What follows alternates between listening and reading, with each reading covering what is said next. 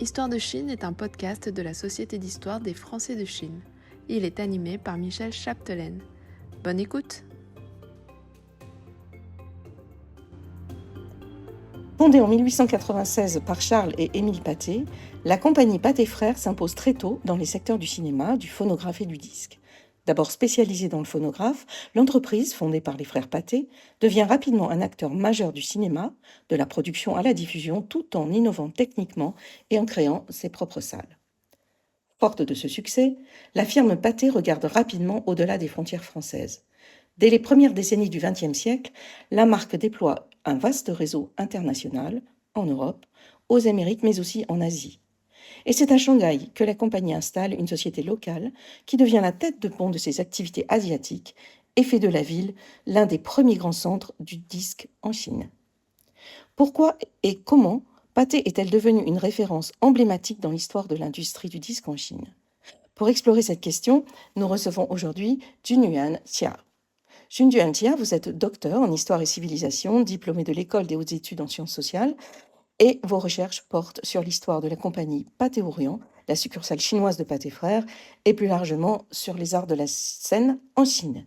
Junduan Tia, merci beaucoup d'être avec nous aujourd'hui. Merci. Alors, revenons sur cette singulière aventure de Pathé en Chine. Alors, ma première question sera, aujourd'hui en Chine, Pathé est surtout connue comme une grande compagnie phonographique, alors que dans les autres pays, la firme reste associée avant tout au cinéma. Alors, comment expliquez-vous cette perception chinoise? Oui, parce qu'en effet, le disque et le cinéma sont toutes les deux industries innovantes du XXe siècle. Et on voyait plusieurs grandes maisons de disques qui ont été établies au début du XXe siècle, comme Pathé ou Columbia ou Gramophone Victor ou La Voix de son maître. Et alors, Pathé est surtout connu en Chine ou même dans le monde sinophone comme une compagnie de disques. C'est sans doute parce que leurs disques ont une bonne réputation en Chine. Et malgré les regroupements et les fusions dans cette industrie, euh, dans le courant du XXe siècle en Chine euh, et dans le monde sinophone, le label de Pathé ont toujours gardé comme une maison de disques. Mais évidemment, les films Pathé ont aussi une présence importante en Chine, surtout avant la Première Guerre mondiale. Pathé est en effet le premier producteur de films en Chine. Euh, mais c'est aussi à cause d'un changement de gestion de la compagnie. Au fur et à la mesure, les films Pathé sont plutôt liés à Hollywood, aux États-Unis, surtout après la fin des années 20. Mhm. Alors, en 1907, Pathé, alors on dit pas Pathé en chinois, on dit Baidai, hein, ouvre une succursale en Chine, donc on l'a vu, pour conquérir le marché d'Extrême-Orient. Pourtant, son implantation, on le verra, ne se limite pas à Shanghai, mais s'étend à d'autres villes de la Chine, comme Wuhan, Tianjin, Fuzhou, Xiamen, ou encore même Hong Kong, pour aller un peu plus loin. Qu'est-ce qui explique le choix de ces villes et quels atouts voyait la compagnie dans ces localisations? Oui, en effet, alors ces villes qu'on a listées sont tout d'abord des grandes villes portuaires qui sont les premières villes intégrées au commerce international à partir de la seconde moitié du 19e siècle. Et ensuite, la présence économique française est aussi importante pour ces choix. Dans ces villes, par exemple, il y a Shanghai et Tianjin et Wuhan. Ils ont toutes une concession française dans ces trois villes, donc qui facilite les activités commerciales franco-chinoises dans ces endroits. Vous voyez, par exemple, à Tianjin et à Wuhan, il y a toutes les deux, dans les deux villes, on a le cinéma Pathé, genre, le Paidai Dianyuan, le cinéma avec le nom de Pathé. Et aussi, par exemple, je prends l'exemple de Wuhan. Wuhan, comme on voit, c'est une ville au centre de la Chine, donc c'est pas vraiment une ville portuaire. Mais vu qu'il y a une présence, une concession française, donc ça a beaucoup facilité les activités de pâté dans cette ville. Et c'est aussi grâce à cette présence française, il y a les opéras régionales de Wuhan qui ont été enregistrés par Pathé et c'est au début du XXe siècle. Et il n'y a que sept entreprises qui ont été la chance de faire des enregistrements dans cette ville. Hmm. Alors très rapidement, la compagnie, vous l'avez un peu dit, adapte sa stratégie aux pratiques culturelles chinoises pour faire face à la concurrence et rester compétitive. Alors pouvez-vous nous en dire davantage sur cette adaptation culturelle? Oui, alors en tant qu'une entreprise commerciale, Pathé, il développe ses stratégies ciblées pour promouvoir ses produits sur le marché chinois. Par exemple, dans les premières décennies de ses activités, on voit dans les publicités de Pathé, il insiste sur l'innovation technologique de ses appareils et de ses disques, parce que les élites modernistes sont des premières clientes ciblées de cette société. Et ce groupe d'élite, ils sont aussi très sensibles à des avancées scientifiques et technologiques. Et en même temps, au fur et à la mesure, la compagnie il cherche aussi d'attirer une clientèle urbaine cultivée. Par exemple, à partir des années 20, dans les publicités de pâté, on met toujours l'accent sur l'élégance et le raffinement du divertissement domestique qui est associé une écoute du gramophone à la maison, à un art de vivre, bourgeois. Mhm. Mais dans la pratique, la consommation de disques dépasse le cadre privé et bourgeois et des salons domestiques, car une écoute collective de disques est aussi une pratique courante dans l'espace public. Un exemple significatif est le disque Yang Ren Da Xiao, le joyeux rire en étranger, si on veut le traduire en français. En effet, le titre de Yang Ren Da Xiao, le titre original est Joyeux rire. Et le Joyeux rire, c'est un disque ou un enregistrement légendaire de Pathé en Chine. Il s'agit en effet d'un enregistrement d'environ 2 minutes, pas plus que 3 minutes. Et au fond, il y a une musique légère et joyeuse.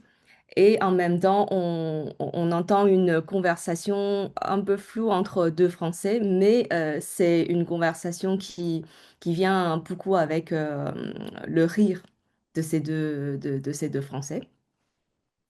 Alors, c'est un enregistrement qui a laissé beaucoup de traces dans l'histoire culturelle de Chine. Par exemple, on peut trouver dans les articles ou des essais, des contes littéraires, euh, des contes littéraires des années 20 ou des années 40. Il y a des récits comme, par exemple, les patrons de stands de marron dans la rue qui aimaient ce disque pour attirer les clients.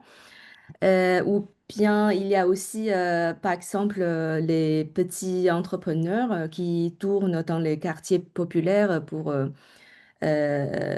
diffuser les disques et les enregistrements de ce disque pour faire écouter les disques aux gens.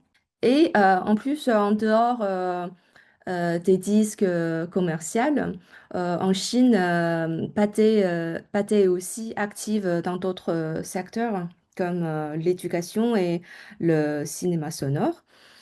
Le cinéma sonore, donc c'est un peu plus évident parce que Pathé est une compagnie de films et aussi de disques.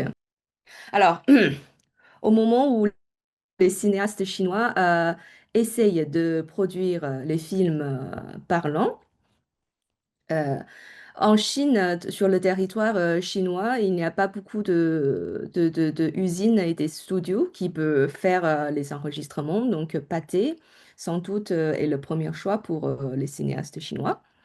Et dans le secteur de l'éducation, alors Pathé est en effet la première compagnie qui a été associée et sollicitée par les linguistes et les éducateurs dans les années 20 pour produire les disques pour l'apprentissage de mandarin. C'est la langue nationale promue par le gouvernement du moment. Pathé obtient rapidement un quasi-monopole aussi sur l'enregistrement des opéras chinois. Et quelles sont, selon vous, les principales raisons de ce succès? Oui, alors ce succès, ça peut, on peut remonter jusqu'à la première activité d'enregistrement de pâté en Chine et aussi les premières activités d'enregistrement des autres compagnies en Chine. En fait, euh, Pathé a réalisé euh, son premier tour d'enregistrement en Chine en 1907. Mais avant 1907, il y avait en effet déjà plusieurs euh, tours d'enregistrement des autres compagnies de disques. Par exemple, la compagnie Gramophone. Mhm. Ils sont venus en Chine entre 1902 et 1903, donc bien avant 1907. Et il y a aussi, par exemple, les compagnies allemandes, Odéon et PK, qui sont aussi venus entre 1902 et 1906. Bon, tout ça. Et il y a déjà beaucoup d'ingénieurs ou des compagnies de disques qui sont déjà venus en Chine et fabriquer leurs disques des opéras chinois avant l'arrivée de Pathé. Mais Pathé, Pathé est la première compagnie qui ont enregistré des disques, des enregistrements d'opéra de Pékin, des acteurs authentiques. C'est ça. C'est-à-dire, en effet, avant Pathé, bien que on a vu, il y a déjà disques de opéra chinois ou surtout opéra de Pékin parce que c'est la forme d'opéra le plus populaire, le plus au courant. Euh, on a vu déjà beaucoup de disques d'opéra de Pékin qui ont été enregistrés et produits par les autres compagnies, mais euh, la plupart de ces disques sont en effet des contrefaçons, entre guillemets, c'est-à-dire, en effet, quand les ingénieurs des compagnies de disques étrangères, quand ils sont venus en Chine, ils n'ont aucune connaissance sur l'opéra chinois et ils n'ont pas de relation avec les artistes. Donc, un enjeu, c'est un enjeu, c'est la personne intermédiaire qui introduit Oui. les ingénieurs des compagnies étrangères aux artistes chinois. Donc, ça arrive souvent que euh, les ingénieurs étrangers, sans aucune connaissance sur l'opéra chinois, ou même les personnes intermédiaires, sans aucune connaissance de l'opéra de Pékin, ils ont introduit les artistes de la rue ou les artistes moins connus pour faire ces enregistrements, mais euh, les intermédiaires leur disent que ils sont des grands artistes d'opéra de Pékin de tel nom, de tel nom. Et c'est pour cette raison que ces enregistrements fautes ont Oui. été produits comme des enregistrements des grands acteurs d'opéra de Pékin. Mais c'est avec l'arrivée de Pathé les vrais artistes authentiques de l'Opéra de Pékin de l'époque ont été invités pour faire les enregistrements. Donc, après la sortie des disques de Pathé, le public ont réalisé que c'est les disques Pathé, on fait des vrais enregistrements, Ouais. mais les autres, auparavant, qu'on a écoutés, sont tous des fautes. Garantie de qualité et d'authenticité, hein, finalement. Oui.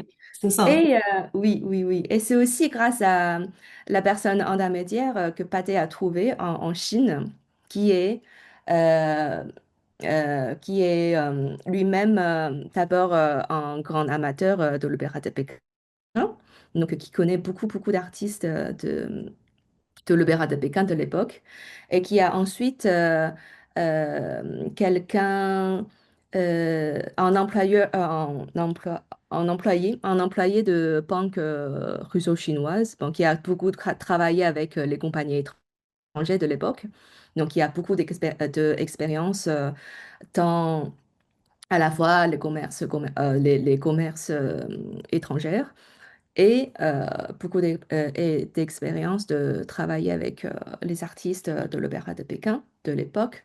Et c'est grâce à cette personne que Pathé, dès que leur installation en Chine, ils ont pu enregistrer des vrais artistes et ils ont pu fabriquer les disques authentiques. Authentique. Ouais. Ouais.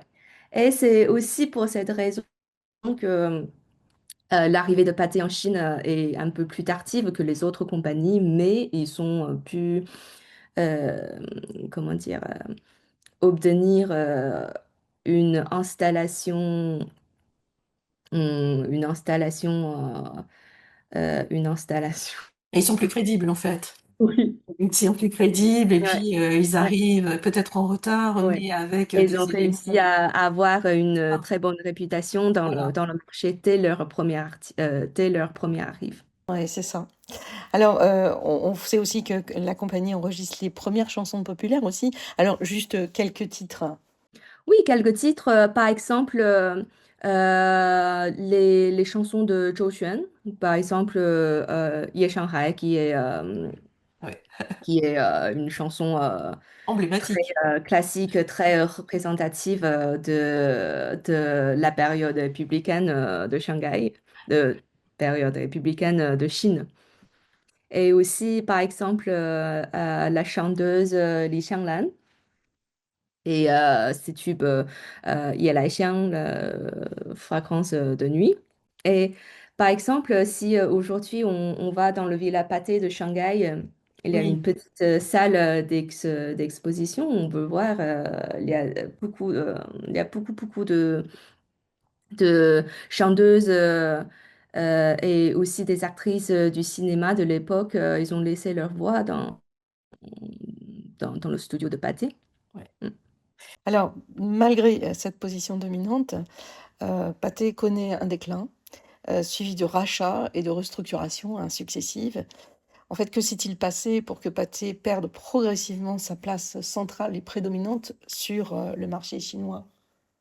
Comme j'ai dit tout à l'heure, au début du XXe siècle, il y a beaucoup de compagnies qui sont venues en Chine pour faire des enregistrements.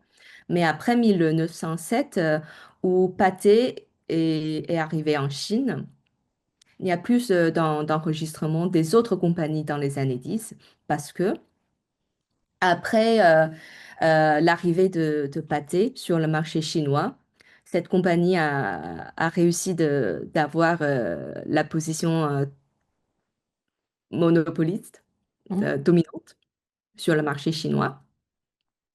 Mais c'est dans les années 20 que les autres compagnies, ils ont commencé à réaliser l'importance du choix de la bonne personne intermédiaire et l'importance de faire les enregistrements authentiques. Genre, les autres compagnies ont réalisé comment faire, voilà, Mhm. comment faire en Chine. Donc, C'était vers le milieu des années 20. Il y a des autres compagnies anglaises, américaines ou allemandes qui sont revenues en Chine pour faire leur deuxième tour d'enregistrement des vrais artistes et des enregistrements authentiques. Donc déjà, ça pose une concurrence pour Pathé. Et en même temps, au niveau technique, la fin des années 20, c'est un tournant de enregistrement auditif aux enregistrements électriques.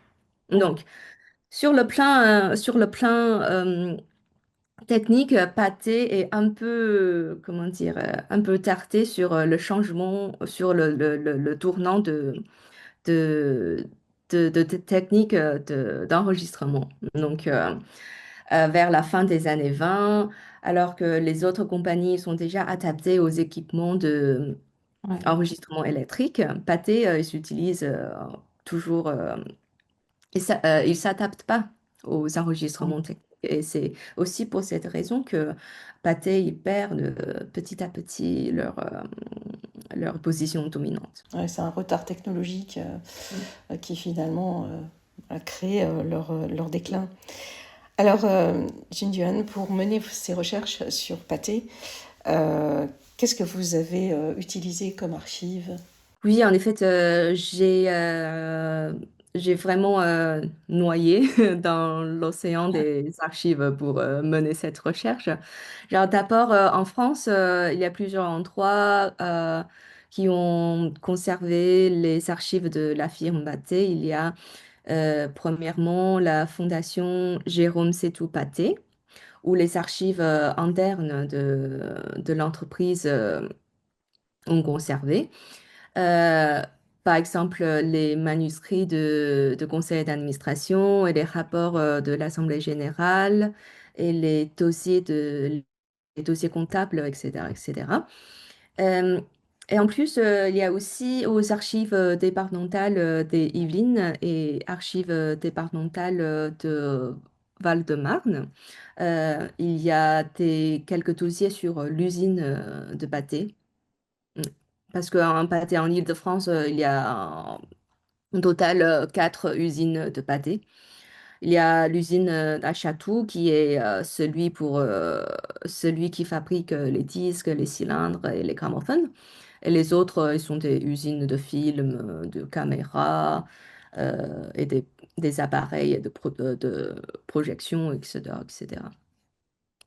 Et en même temps, aux archives nationales et aux archives diplomatiques de Nantes, il y a aussi quelques dossiers sur Pathé et aussi sur le cinéma Pathé en Chine.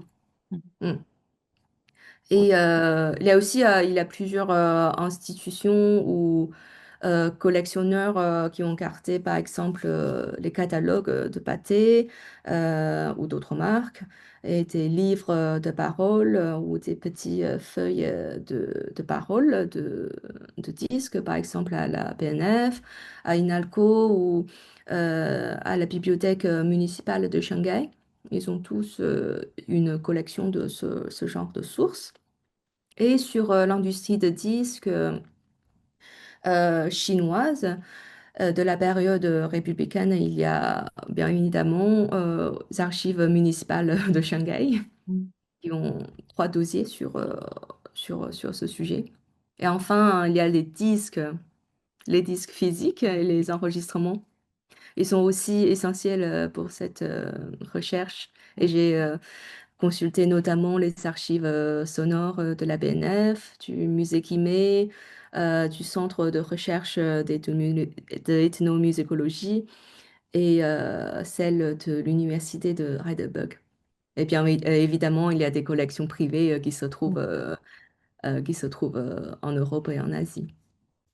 Bah, merci beaucoup, Jin Yuan, pour avoir partagé vos connaissances, puis pour ces éclairages plus que passionnants.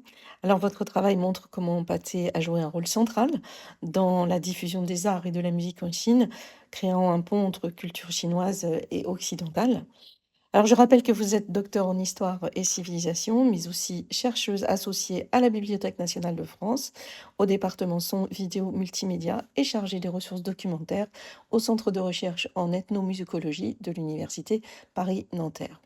Et vous êtes aussi également engagée dans la découverte et la mise en valeur des archives sonores chinoises. Eh bien, chers auditeurs, à bientôt pour notre prochain podcast. Merci, Julien. Merci Michel. Vous venez d'écouter un nouvel épisode du podcast Histoire de Chine. Si vous voulez découvrir de nouveaux entretiens, n'hésitez pas à aller sur le site www.histoiredechine.fr. Vous pouvez vous abonner sur votre plateforme d'écoute pour pouvoir recevoir les notifications, ainsi que liker les épisodes qui vous plaisent. C'est ce qui fera grandir notre podcast. Merci infiniment pour votre soutien.